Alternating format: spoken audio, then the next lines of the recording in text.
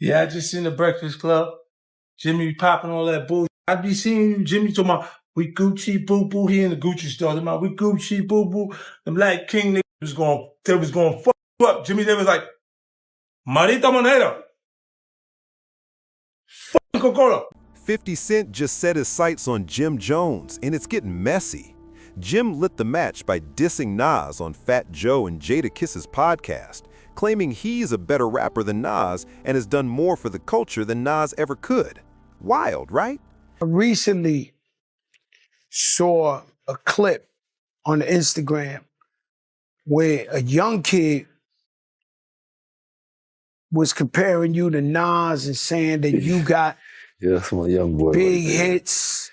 He's wild. Yo, he looked to you. He learned how to wear the BB Simon belt from you. He got his swag. Like, But here's the twist. Jim used to idolize Nas, so why is he throwing shots now? And could Jay-Z be secretly pulling the strings behind all this? But I hear the comparisons and the nigga be trying to act funny when it comes. No, I've been spanking a lot of this. I'm talking about the industry. I've been putting on. See, this ain't just about one diss. 50 Cent is calling Jim out, accusing him of being a full-blown Jay-Z puppet. And honestly, the timeline kinda adds up. Jim spent years dragging Jay-Z, hating on him publicly, and now, out of nowhere, he's suddenly all buddy-buddy with Hav? Something feels off. how crazy is that? Because in my era, you know what I'm saying, Nas is like a god. In my right? in my era too. I mean, So to well, be compared- yeah, but let me that young kid out. let me He was young and we loved that he loved Jim Jones. I want you to break it down. Let's break this down. I admired Nas, but remember Nas' first record, The Barbecue, came out when I was in 11th grade. Let's rewind to where it all blew up. Jim Jones sat down on that podcast with Fat Joe and Jadakiss to talk recent hits. Then Joe brought up some chatter from the younger generation. Kids out here comparing Jim to Nas, saying Jim is a bigger deal for this generation.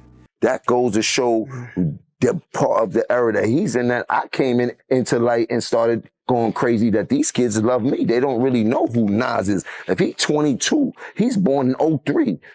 Not all of them. Some of them know. But You know what I mean? A lot Like- of them know. That should have been the moment for Jim to show love, right?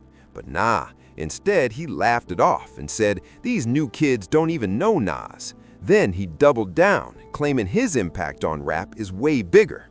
Now hold up, we all know Dipset was a force, no doubt, but Jim didn't give props to Dipset in this claim. He made it all about himself. He basically said his career alone outshines Nas and didn't even bring up the Diplomats. Like what? So Nas was my idol when I was young. Like you did, came to dressing, the wordplay, the music, everything. I was a superior Nas fan. Period. I'd never take that away from him. But then as I got in the game, you got to realize that your rivals would be idols, and not to take anything away from that. I developed my own style and my own lane that these kids start to gravitate towards the same way I gravitate. The second those words came out of his mouth, the vibe shifted. You can literally see Jadakiss's face change, stone cold. He didn't have to say a word. His expression said it all. This is nonsense. Jay, Fat Joe, like all of these rappers that are spitting about the life that we was really starting to live right now and how it was changing. Like this is, you know what I mean? So that's how I felt about that whole little situation. Jadakiss, like most real ones in the game, knows Nas is rap royalty. Meanwhile, Jim, let's be honest, folks didn't even take him seriously in rap until Ballin' took off. And now the same guy who was desperate to meet Nas just a year ago is suddenly claiming he's the better artist? That ain't confidence, that's delusion. Gravitated towards Nas when I was younger and things like that. It's a whole different generation. We're talking about 94, 93, I was in 11th grade. Nigga, it's 2025. There's a big gap there, you know what I mean? And I want people to understand that, so when Shorty's telling people that, yeah, he's 20-some years old. Jada stayed silent, but his face told the whole story, and you know the industry is watching this go down. Then Jim took it even further, and that's when the whole room got tense. He didn't just say he's better than Nas, he said he could run circles around him when it comes to bars. Flow, delivery, impact, Jim claimed he had Nas beat in every single category. 16 top 10 albums, and 6 that have reached #1 on the Billboard 200. Right now, 2025, I'm in the game still rapping at a high capacity. If Nas wants to smoke, come in the booth. I will rap You don't want circles no around. smoke. Jim Jones is rapping at a high capacity right now in Right now, 2025. I'm on record as saying I think some of the best music that's been coming out of New York in recent years has been from Jim Jones. And to top it off, Jim straight up said, "I'm more relevant now than Nas has ever been." That's wild. Oh, he having a moment. That's the Lloyd Banks. It's Lloyd Banks thing. He wanted that. He was watching them be that, like Mace be that and Cam be that, and looked at, and it was finally. He tried to back it all up with numbers, Billboard stats, Spotify streams, viral clips, #1 albums, all that. Jim acted like the data had his back, but here's where it gets ugly. Diplomats know nobody else. Me, Jim Jones, check my track record, then check everybody else's track record. Then go to the billboards and check all my entries, then check all them entries and like that. If you want to go to the billboard entries, pull up Nas billboard entries, then pull up my billboard entries. Can we address one thing, though? Go ahead. The minute he pulled the stats card, the internet came with receipts, real ones, and they did not work in his favor. Nas fans were not playing around. They clapped back fast and loud. Nobody was about to sit quiet while Jim tried to drag a living legend like Nas through the mud. He had one. Mm-hmm. And I just looked, and I knew, I just took the shot murder to see, because I wasn't sure he was going to go for it. Mm-hmm. But I was like, we like Jimmy better than you anyway, Cam. You got to watch to see how he responds. And then, when you see, he like, oh. But let's not act like this beef popped up out of nowhere. This tension has been bubbling for years. Back in the early 2000s, Nas took shots at Dipset and even clowned Cam'ron's Come Home With Me album, calling it trash.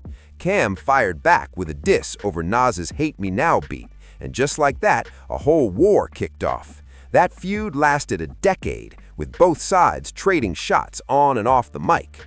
And here's where it gets deeper.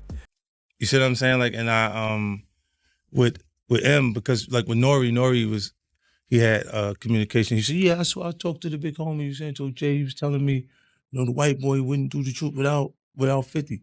I hit the homie. While that Dipset versus Nas beef was heating up, Jim and Jay-Z were also having their own drama. Jay was publicly mocking Jim, and things got icy quick. The real drama started when Jay-Z refused to make Cam'ron the vice president of Rockefeller.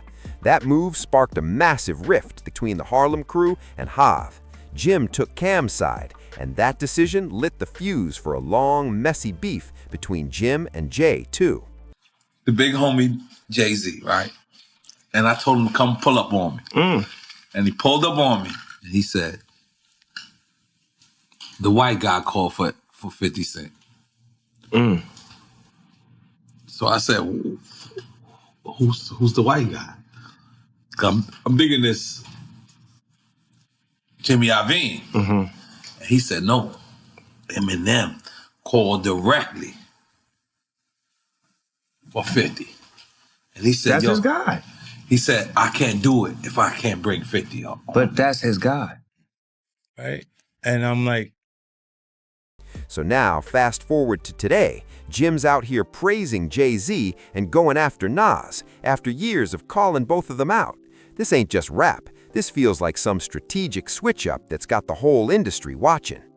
Jim and Cam'ron always felt like they got played, pushed to the side, even though it was Dame Dash who originally brought them into the Rockefeller circle.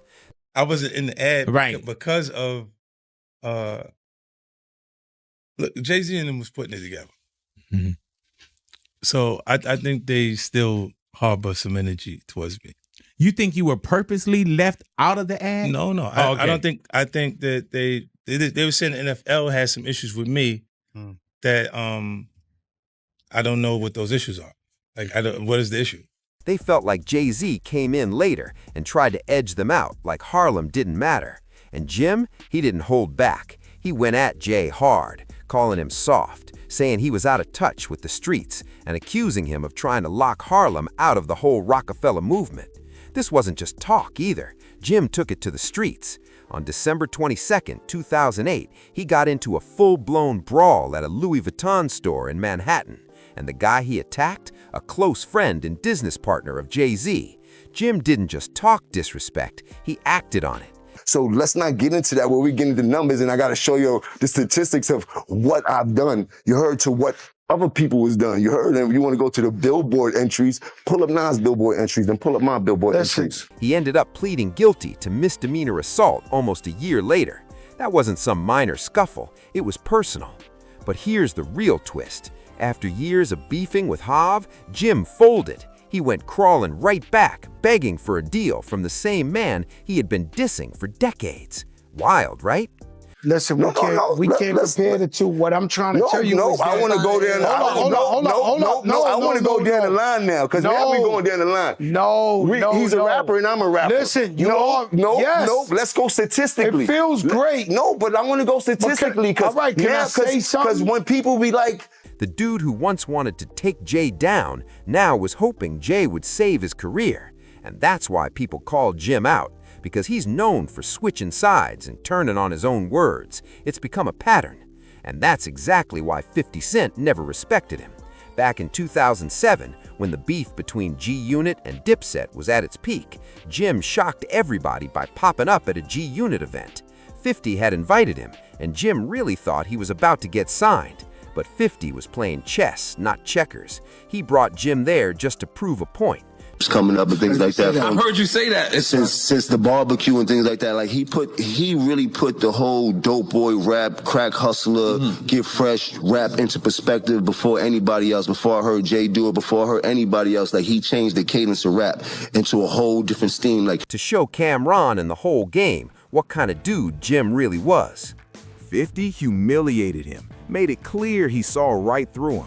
No respect, no contract, just a setup to expose Jim's disloyalty. He's the one that broke the camel's back when it came to artists like, to me, when it came to artists like Big Daddy Kane and all these artists that came right before him. Like after Nas came with that, they started to fade out, and then 50 Cent and Jay-Z been locked in a cold war since the very beginning. And the moment Jim Jones ran to Jay-Z for a lifeline, he officially made himself 50's enemy. The second that deal happened, the energy shifted.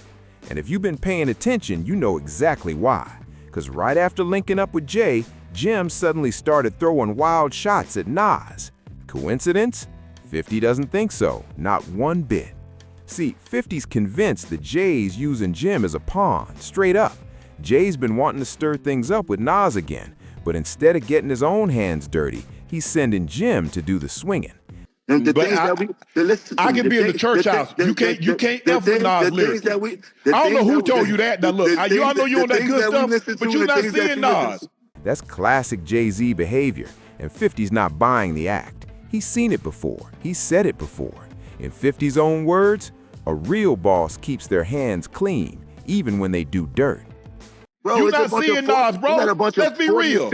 You got a bunch of 40 and 50-year-olds in their panties because I said I'm better than Nas. It don't matter. Look at you. Look at you. Ain't nobody from Dipset gonna take you over Nas. Jay-Z's whole image is smooth and controlled, but behind that suit and tie is a man who's always calculating his next power move. From biting Biggie style to squeezing out his own Rockefeller partners, Jay's mastered the art of moving in silence while everybody else takes the hits. He's not just playing the game, he's controlling the board. Think about it. He cut off Dame Dash, pushed Cameron out the picture, and now he's got Jim Jones wilding out on Nas, reigniting old drama, while Jay stands back looking polished and untouched. That's always been Jay's MO. Letting others crash while he cashes in. Jim Jones went on Fat Joe and Jadakiss's. Oh, look, a topic in a topic. Yeah. He went on Fat Joe and Jadakiss's podcast and had a lot to say about some dude on the internet. And that's exactly why 50 doesn't mess with either of them. Loyalty means everything to him, and neither Jay nor Jim stand on anything solid.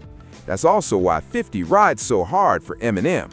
M's been loyal since day one, through every headline, every battle, every shot fired. That said, Jim Jones is better than Nas and has more Billboard hits than Nas. It was a young kid. I think I believe he was like 23 or something, 22, 23. And he was saying that for his generation, his era, they don't look at Nas. And a lot of people took offense to that. I personally did not take offense just because of the kid's age, of the generation. It's like a sports conversation. Like the numbers are the numbers. But in New York City. And when Jay-Z allegedly tried to block 50 from performing at the Super Bowl, it was Eminem who stepped up and said, if 50 ain't performing, I'm not performing either.